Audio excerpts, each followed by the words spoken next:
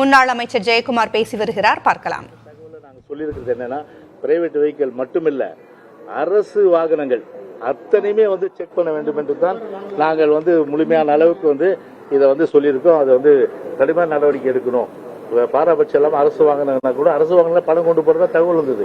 ஏன்னா அதை முழுமையா பிரிவென்ட் பண்ணணும்னு சொல்லியிருக்கோம். அது அதே போல எலக்ட்ரானிக் ஓட்டிங் மிஷின் பொறுத்தவரை ஒரு இதுக்கு கொண்டு போற சென்டருக்கு கொண்டு போறது, டூ வீலர்லாம் கொண்டு போறாங்க. இதெல்லாம் மறுபடியும் கூட ஒரு பை எலெக்ஷன் நடந்தது வேளச்சேரிலாம். அதெல்லாம் அது மாதிரி இருக்கக்கூடாது. 100% அளவுக்கு எலக்ட்ரானிக் ஓட்டிங் மிஷின் ஒரு நம்பகத்தன்மையோட இருக்கணும். அது மட்டும் இல்லாம ரிப்பேர் ஆனா உடனடியா ஒரு அரை மணி நேரத்துக்குள்ள அந்த ரிப்பேரை சரி செய்வதற்குண்டான எல்லாமே நடவடிக்கை எடுக்கலாம். கோடை காலம் என்பதனால பாத்தீங்கன்னா பொதுமக்கள் வாக்காளர்கள் எந்த விதத்துல வாக்களிக்கிறவர்கள் கஷ்டப்படக்கூடாது. எனவே ஸ்டாமியன் அமைக்கணும். தண்ணீர் வேண்டிய அளவுக்கு குடி தண்ணீர் ப்ரொவைட் பண்ணணும். அது மட்டும் இல்லாம பாத்தீங்கன்னா அவங்க இயற்கை உபாதைகள் கழிக்க வேண்டும் என்றாலும் கூட அந்த நேரத்தில் அந்த மற்ற பள்ளிக்கூடங்களை பற்றி ஒரு சுகாதாரமற்ற சூழ்நிலை இருக்குது. அதையெல்லாம் மாற்றி அவங்க இயற்கை உபாதை கழிக்கின்ற வகையில் டாய்லெட் நிறைய போடுங்க அப்படின்னு சொல்லிட்டு பொதுமக்கள் நன்மை கருதி சொல்லியிருக்கோம்.